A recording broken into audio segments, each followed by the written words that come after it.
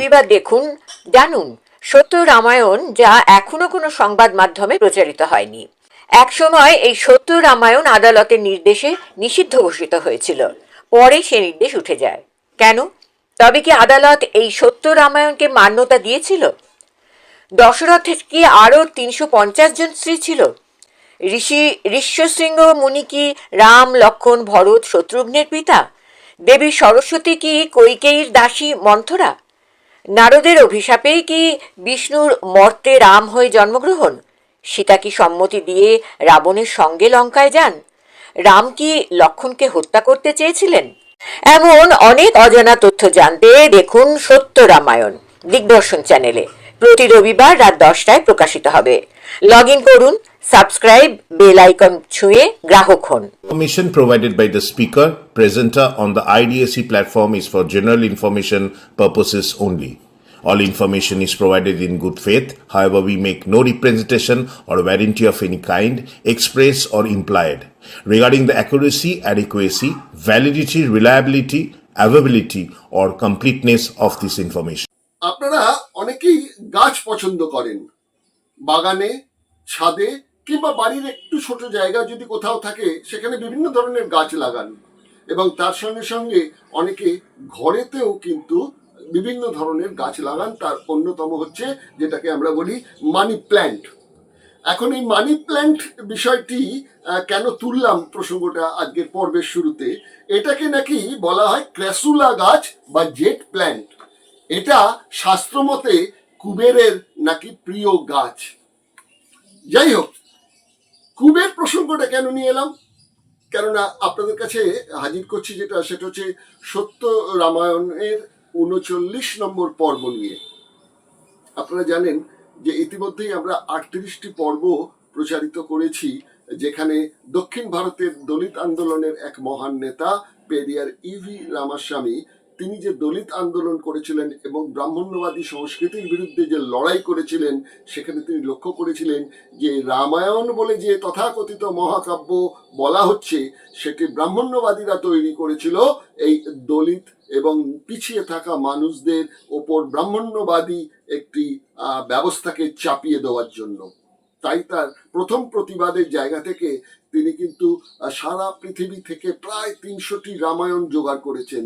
বিভিন্ন দেশে বিভিন্ন লোককাহিনী যা রয়েছে, তার সঙ্গে ভারতবর্ষে যা বাল্মীকি, তুলসীদাস ইত্যাদি রামায়ণ ঘাটাঘাটি করে তিনি দেখেছেন যে আর সত্যি কথাই এটা ব্রাহ্মণ্যবাদী সংস্কৃতির কথাই কিন্তু এই বইতে উল্লেখ হয়েছে। তখন তিনি একটি সত্য রামায়ণ বলে একটি তামিল ভাষায় বই লিখলেন। সেই বইটি পরবর্তীকালে ইংরেজিতে অনুদিত হলো। আর ললিত সিং যাদব বলে উত্তরপ্রদেশের এক দলিত আন্দোলনের নেতা, তিনি এটির হিন্দি অনুবাদ করলেন সচ্চি রামায়ণ, এবং এই সচ্চি রামায়ণ বইটি পরবর্তীকালে বাংলার আরেক দলিত আন্দোলনের কর্মী, তার নাম হচ্ছেন রঞ্জিত মিস্ত্রি, তিনিও কিন্তু এক সত্যের উন্মোচন রামায়ণ বলে একটি বইয়ের প্রথম পর্ব তিনি এই বিষয়গুলি উল্লেখ করেছেন। এবং তার সঙ্গে সঙ্গে রামায়ণের চরিত্র যেমন বিশ্লেষিত হয়েছে কার তুলনায় না, পেরিয়ার ইভি রামাস্বামীর চোখে, এবং তার সঙ্গে সঙ্গে পেরিয়ার ইভি রামাস্বামীর যে জীবনের যে দলিত আন্দোলনের বৈপ্লবিক একটি পদক্ষেপ, সেটিও কিন্তু তিনি তুলে ধরেছেন। আমরা আমাদের পর্বে এই 38 পর্ব ধরে সেগুলো প্রচার করেছি, এবং 39 নম্বর পর্বে এবার আমরা যেটা নিয়ে আসছি, বিভিন্ন চরিত্র বিশ্লেষণ করতে বেশ কয়েকটা সংখ্যায় আমরা কিন্তু এনেছি রাবণের পরিবার নিয়ে, এবং সেই রাবণের পরিবারের আজকে যার কথা নিয়ে কথা বলছি সেই কুবেরের কথা। যে কুবেরের কথা বললাম, যিনি তার প্রিয় গাছ নাকি মানি প্ল্যান্ট। তো যাই হোক, এই কুবের কে না, কুবের হচ্ছেন রাবণের সৎ ভাই এবং বড় ভাই। তিনি হিসেব মতন যা হয়, তিনি রাজা হয়েছিলেন লঙ্কার, কিন্তু রাবণ তাকে পদচ্যুত করলেন। শুধু পদচ্যুত করলেন না, তাকে তাড়িয়ে দিলেন লঙ্কা থেকে। রাজরাজদের যে ব্যাপার, যার শক্তি বেশি সেই তো রাজত্ব করবে। আর তার সঙ্গে সঙ্গে তার যে একটি বিমান ছিল, পুষ্পক বিমান, যাতে করে তিনি বায়ুপথে চলাচল করতেন, সেইটিও কেড়ে নেন। মনের দুঃখে কুবের চলে গেলেন হিমালয়ে তার আরাধ্য দেবতা শিবের কাছে। শিব তাকে আশ্রয় দিলেন এবং কৈলাসে অমরাবতী বলে এক প্রাসাদ তৈরি করে সেখানে তিনি থাকতে শুরু করলেন। এবার তার তো একটা জীবিকা দিতে হবে, না হলে বউ বাচ্চা নিয়ে তিনি খাবেন কি, তা সবই তো কেড়ে নিয়েছেন রাবণ। তখন ঠিক হলো যে তিনি দেবতাদের যে সম্পদ আছে সেই সম্পদের রক্ষাকর্তা হিসেবে তিনি নিযুক্ত হবেন। সেই থেকে বলা হয় কুবেরের ধন। আর বিস্তারিত ব্যাপার যাচ্ছি না, কারণ আপনারা সবাই জানেন। এহেন কুবের কিন্তু যখন রাম রাবণের যুদ্ধ হলো, তিনি কিন্তু রামের পক্ষে গেলেন না, মানে তার খোঁজই পাওয়া গেল না। আবার এদিকে কুবেরের যে স্ত্রী, তার নাম হচ্ছে ভদ্রা। ভদ্রা আবার কে না, আমরা আগে আলোচনা করেছিলাম একবার যে সূর্যের স্ত্রী সংজ্ঞা, তিনি সূর্যের তাপ সহ্য না করতে পালিয়ে যান এবং তার এক ক্লোনিং ছায়াকে তৈরি করে রেখে দিয়ে যান, এক অবিকল হুবহু দেখতে সংজ্ঞার মতন। সূর্যদেব সেটা জানতেও পারেননি, এবং এই ছায়া দেবী এবং সূর্যদেবের যে সন্তান, তার নাম ভদ্রা, তাকেই বিয়ে করেছিলেন কুবের। কুবেরের আবার নাকি 3 ছেলে ছিল, কোথাও কোথাও বলা হচ্ছে 2 ছেলে ছিল। তা এই 2 ছেলে কিন্তু প্রচন্ড ভাবে ছিলেন, সেটা হচ্ছে যে নারী লোলুপ এবং সুরাপ্রিয়। তারা দিন রাত মেয়েদের জ্বালাতেন। অপ্সরারা যখন স্নান করতেন জলাশয়ে, সেখানে গিয়ে উত্তক্ত করতেন। একবার এই বিষয়টি নাকি দেখে ফেলেন কে না, দেবশ্রী নারদ। দেবশ্রী নারদ তখন তাদের অভিশাপ দেন যে তোমরা গাছ হয়ে থাকবে, নিথর গাছ হয়ে থাকবে। সেটা তখন ত্রেতা যুগের কথা। কলিযুগে যখন কৃষ্ণ জন্মাবেন, তখন তোমাদের ওই গাছ দুটো তিনি যদি উপড়ে দেন, তাহলে তোমরা কিন্তু আবার তোমাদের রূপ ফিরে পাবে এবং তোমরা অমরাবতীতে আবার চলে যেতে পারবে। আর তাই নাকি হয়েছিল। কলিযুগের প্রারম্ভে যখন কৃষ্ণ এলেন, যশোদা সেই ছোট্ট কৃষ্ণের দৌরাত্ম্য সহ্য করতে না পেরে তার 2 হাত 2 গাছে বেঁধে দিয়ে রেখে দিয়ে তিনি তার নিজের কাজকর্ম করতে চলে যান। আর কৃষ্ণ বলে কথা, কৃষ্ণ তো একদম সমূলে উৎপাদন করে দিলেন সেই গাছ দুটো। বাস, অভিশাপ মুক্ত হয়ে গেলেন কুবেরের 2 সন্তান। এসব হচ্ছে তো পুরাণের গল্প। সেই কুবেরের বিষয়টা এক্ষুনি তো কিছুদিন আগে ধনতেরাস হয়ে গেল, ওই কুবেরের পুজোই হয়ে গেল। তা সুতরাং আমরা চলুন ওই কুবের সম্পর্কে কিছু একটু জেনে নিই, তারপর সরাসরি ফোনে আমরা রঞ্জিত মিস্ত্রির সঙ্গে আলোচনা করব পেরিয়ার ইভি রামাস্বামীর কিছু পদক্ষেপ সম্বন্ধে। সেই পদক্ষেপ সম্বন্ধে 1950 সালে যখন এই প্রজাতন্ত্র দিবস পালিত হচ্ছে, তখন তিনি বলেছেন এটা দেশ এবং তামিলনাড়ুর জন্য একটি কলঙ্কময় কালো দিন। কেন সেটা তিনি বলেছিলেন? তার বিয়ে, প্রথম স্ত্রী মারা যাওয়ার পর তিনি দ্বিতীয় যে বিয়ে করেন 70 বছর বয়সে, তার স্ত্রীর বয়স ছিল মাত্র 27। এটা নিয়েও কিন্তু ওই ব্রাহ্মণ্যবাদীরা বলেছিলেন যে এই মানে নারী প্রতি এত তার লোভ, যার জন্য 70 বছর বয়সেও তিনি বিয়ে করেছিলেন। তো এইসব বিতর্কগুলো রয়েছে, সব বিষয়গুলো তো আমাদের জানা নেই, যার জন্য ফোনে আমরা রঞ্জিত বাবুর সঙ্গে কথা বলে বিষয়গুলো একটু বোঝার চেষ্টা করছি। এবং এই 39 নম্বর পর্বের ওই 2টো বিষয়, একটি হচ্ছেন রাবণের ভাই কুবের, রামায়ণের একটি চরিত্র, মানে বলতে পারেন উপেক্ষিত চরিত্র, আর তার সঙ্গে সঙ্গে ওই পেরিয়ার ইভি রামাস্বামীর পদক্ষেপ নিয়ে। চলুন প্রথমে একটা ছোট্ট প্রতিবেদন, তারপর সরাসরি চলে যাব রঞ্জিত মিস্ত্রির সঙ্গে ফোন আলাপে। রামায়ণের অন্যতম মুখ্য চরিত্র রাবণ, দশানন রাবণ। তার 10 গুণের সমাহার, 4 বেদ ও 6 শাস্ত্রজ্ঞান। যে শাস্ত্রজ্ঞানে নাকি কাম, ক্রোধ, মোহ, লোভ, অহংকার ইত্যাদি ইত্যাদি কুঅভ্যেস নির্দেশ করে, এমনটাই তো উল্লেখ রয়েছে রামায়ণে। রাবণের পিতা ঋষি বিশ্রবা। বিশ্রবার 2 স্ত্রী, রাক্ষস কন্যা কৈকেশী বা নিকষা, অন্য পত্নী দেববর্ণিনী। দেববর্ণিনী ছিলেন ঋষি ভরদ্বাজের কন্যা। ফলে আর্য সংস্কৃতির ধারায় কৈকেশীর 3 পুত্র রাবণ, কুম্ভকর্ণ ও বিভীষণ।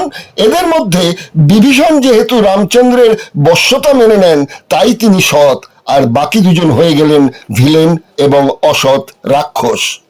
অন্যদিকে দেববর্ণিনীর একমাত্র পুত্র কুবের। কুবের ছিলেন লঙ্কার রাজা। বৈমাত্র ভাই রাবণ ক্ষমতার লোভে পরাজিত করে এই কুবেরকে লঙ্কা থেকে বিতাড়িত করে দেন।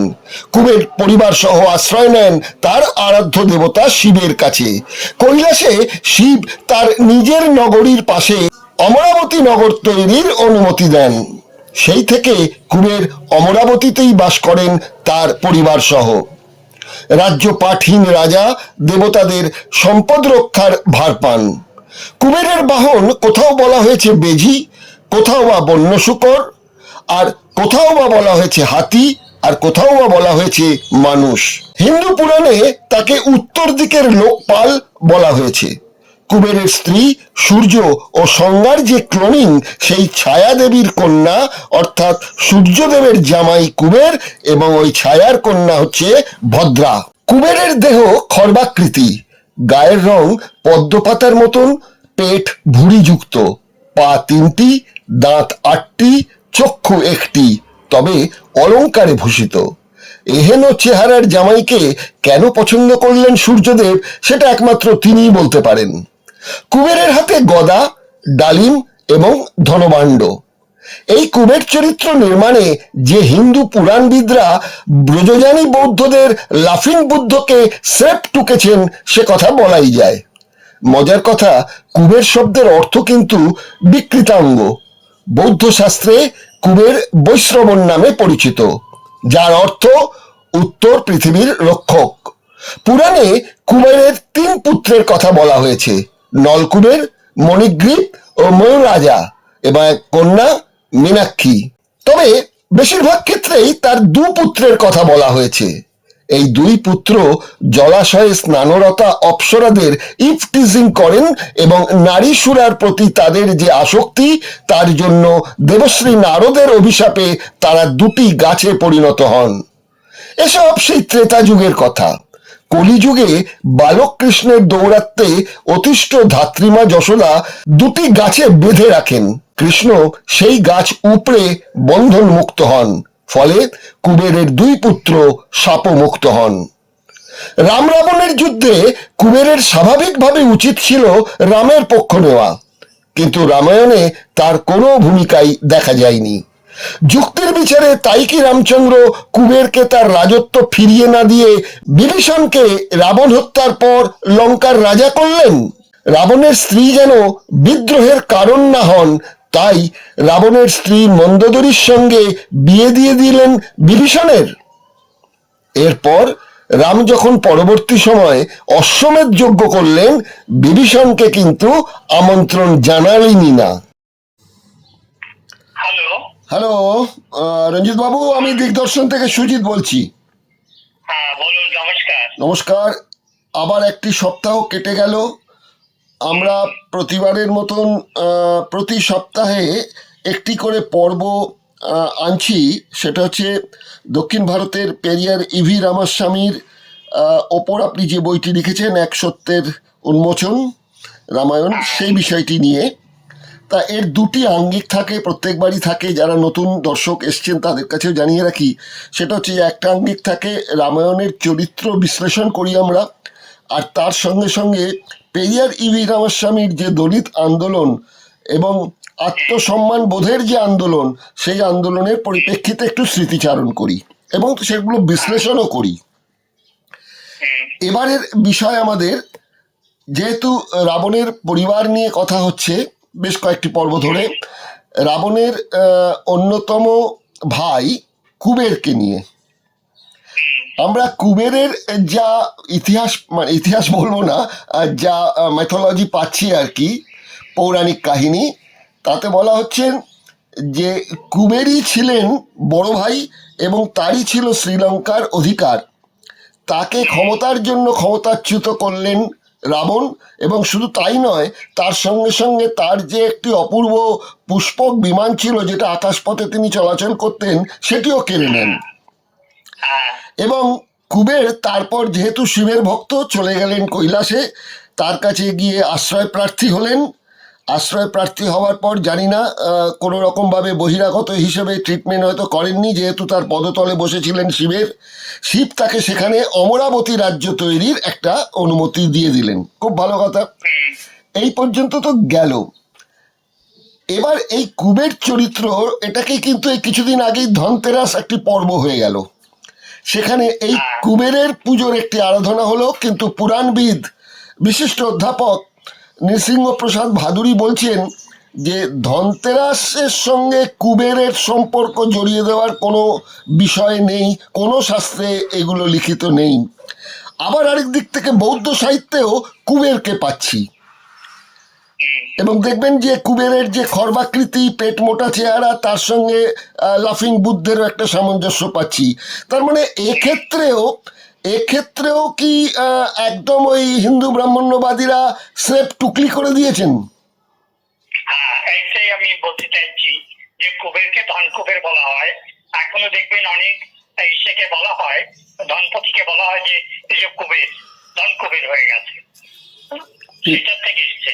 তবে এটা সাধারণত বৌদ্ধ ধর্মের যে কুবের আছেন সেই কুবের থেকে এরা নকল করা, এটা সম্পূর্ণভাবে সেটা।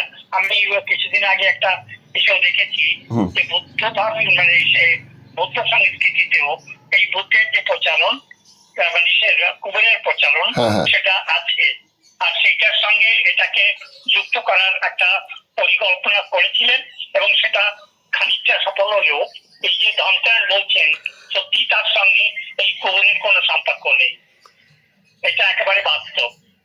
তবে রাবণ যেটা করেছেন সেটাও একদিক থেকে দেখা গেলে যে এই যে টেকনোলজি, আপনার রথ, পুষ্পক রথ, যেটা কুবেরের রথ বলে ছিল, সেটা উনি হরণ করেছেন, রাজত্ব হরণ করেছেন। এই যে রাজাদের চরিত্র এখানে আপনি দেখতে পাবেন, এটা সম্পূর্ণভাবে রাজাদের চরিত্র, যেটা উনি ভাইকে তাড়িয়ে দিয়ে নিজে দখল করেছেন, এই ব্যাপারটা রয়েছে।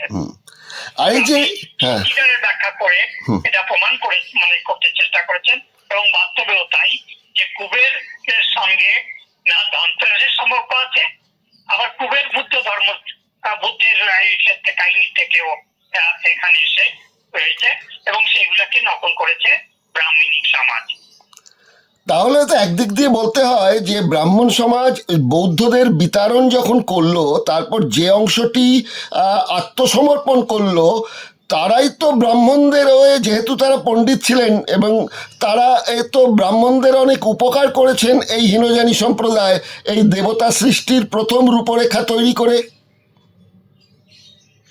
একেবারে তাই।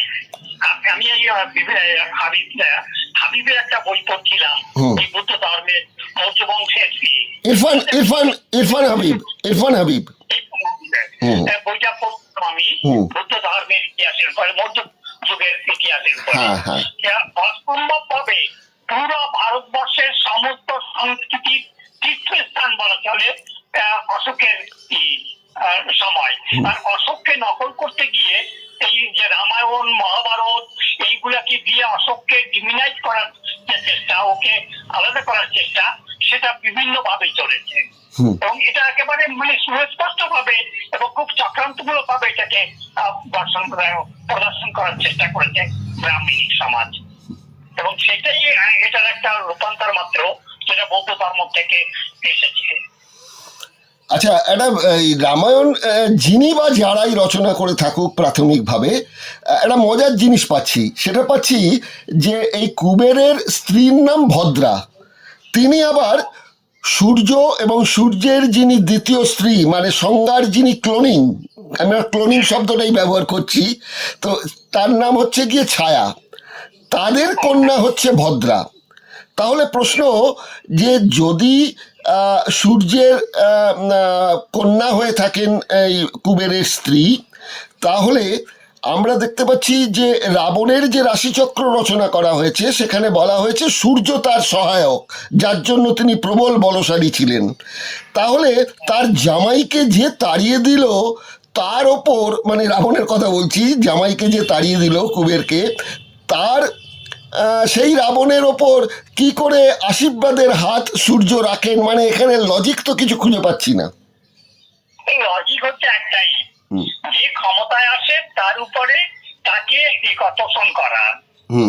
যারা উপরে বসে থাকেন তাদের উদ্দেশ্য জামাই আর শালা কিংবা অমুক তমুককে কিছু ব্যাপার করে না, ম্যাটার করে ক্ষমতায় যে এসেছেন তাকে কি করে পোষণ করে নিজের অস্তিত্বটাকে রাখা যায়।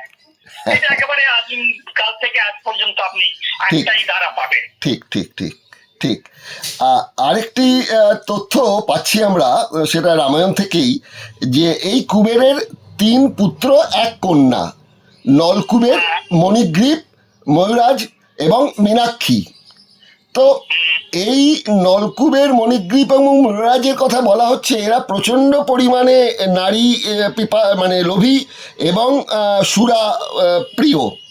তো এরা নাকি অপ্সরারা জলাশয়ে স্নান করতেন, এরা গিয়ে মানে আজকের ভাষায় বলা যায় ইভ টিজিং করতেন এই তিনজন। এটা দেখতে পেয়ে যান দেবর্ষী নারদ। তিনি তাদের অভিশাপ দিয়ে এই দুজনকে মানে মৌরাজের কথাটা বেশি নেই, নলকুবের এবং মণিগ্রীপের কথাটাই বেশিরভাগ পুরাণে আছে। এই দুজনকে নাকি তিনি অভিশাপ দিয়ে গাছে পরিণত করে দেন। এটা তো সেই ত্রেতা যুগের কথা। এবার কলিযুগের শুরুতে কৃষ্ণ যখন জন্ম নিলেন, যশোদার ঘরে লালিত পালিত হচ্ছেন, তখন তার দৌরাত্মে বাধ্য হয়ে যশোদা তাকে দুটি গাছের সঙ্গে বেঁধে রেখেছিলেন এবং কৃষ্ণ তার অতীব ক্ষমতায় সে গাছ দুটোকে উপড়ে ফেলেন। এখন এখানে নাকি নারদ এরকমই অভিশাপ দিয়েছিল যে কৃষ্ণ যখন কলিযুগের প্রারম্ভে জন্মাবেন তখন তিনি এই গাছ দুটোকে উপড়ে দিলে তোমরা অভিশাপ মুক্ত হয়ে স্বর্গে ফিরে যেতে পারবে, মানে অমরাবতীতে ফিরে যেতে পারবে।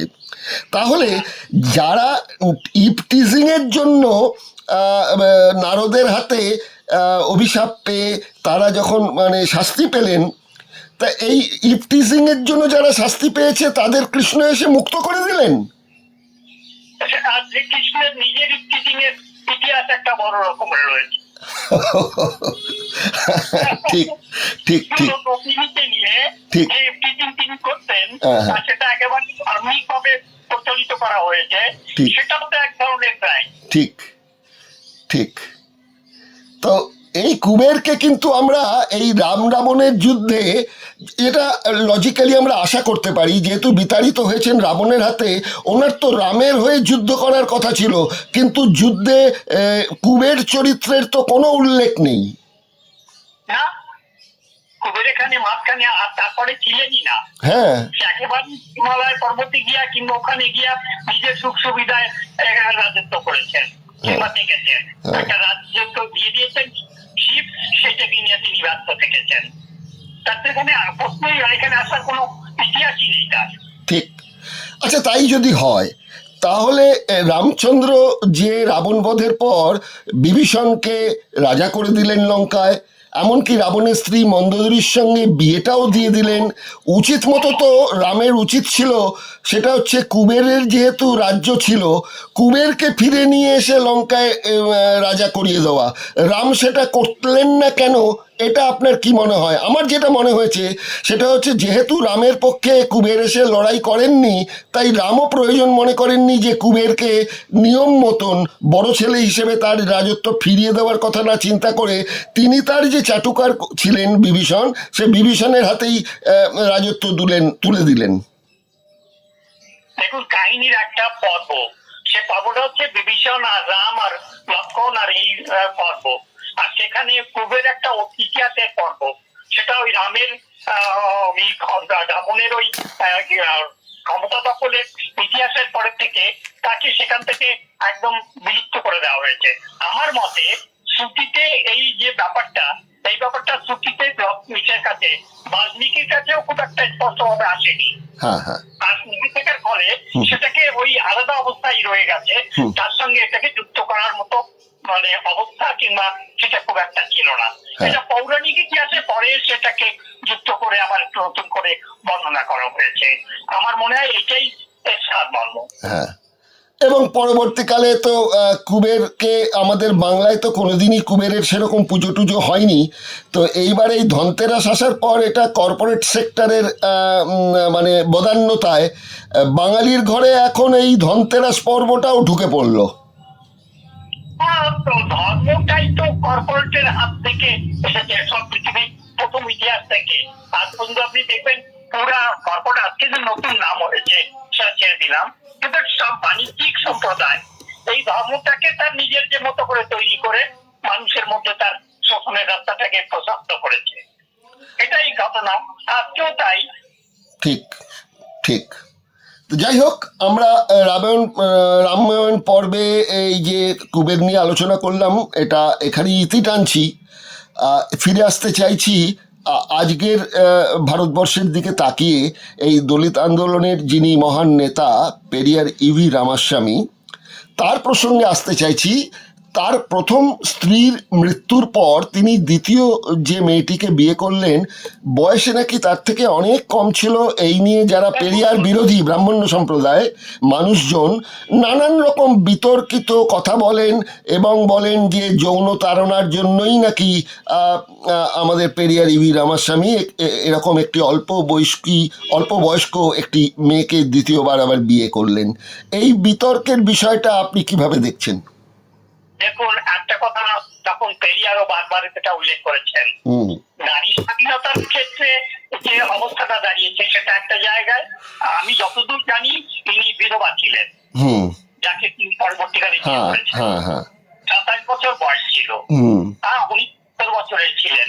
এখানে বিশেষ করে মূল রূপে এই বিবাহের পিছনে শুধু পেরিয়ারের হাত ছিল তা নয়, পেরিয়ারের যারা সঙ্গী ছিলেন তারা প্রত্যেকেই মনে করেছেন এই বয়সে পেরিয়ারকে যদি অনেক বেশি লড়াই করতে হয়, তার সঙ্গে একটা এমন নারী থাকা দরকার যে নারীটা তাকে দেখাশোনা করা কিংবা তাকে যোগ দেওয়ার, বল দেওয়ার একটা রাস্তা থাকা উচিত।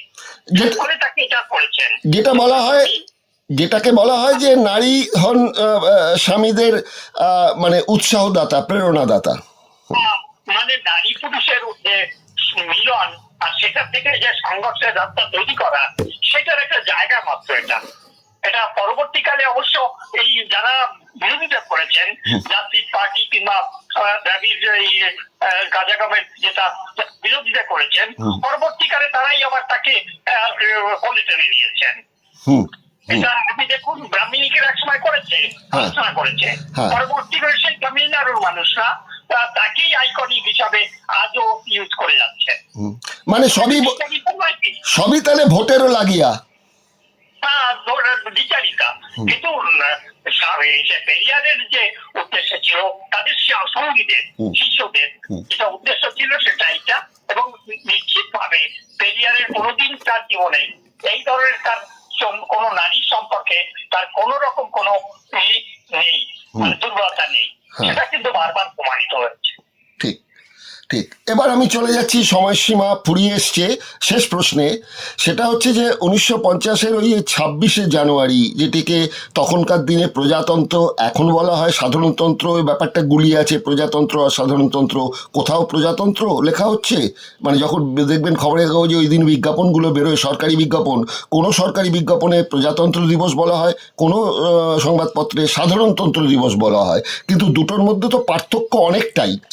এই সময় নাকি পেরিয়ার ইভি রামাস্বামী বলেছিলেন যে এই 26শে জানুয়ারি হচ্ছে তামিলনাড়ুর জন্য একটি কলঙ্কময় কালো দিন। এই কথা বলার পর তাকে 2 বছরের জন্য প্রথম গ্রেপ্তার করা হয়, তার কারাবাস হলো।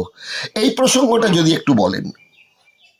এটা কিন্তু মানে পেরিয়ারের সবচেয়ে বড় প্রখর আন্দোলনের একটা ছিল, এবং এই সংবিধান যে তৈরি হয়েছে, আজকে যে সংবিধানের যা করুণ চেহারা তা পেরিয়ার তখন বুঝতে পেরেছেন। আর বুঝতে পেরেই পেরিয়ার কিন্তু তখন থেকে এই বিরোধিতাকে রেখেছেন যে এই ব্রাহ্মণিক ব্যবস্থাটা, যা ব্রিটিশের ঔপনিবেশিক ব্যবস্থার যে শোষণের যে হাতিয়ার, সেই হাতিয়ারটা এদের হাতে তুলে দিয়ে চলে গেল যারা ব্রাহ্মণিক ছিল।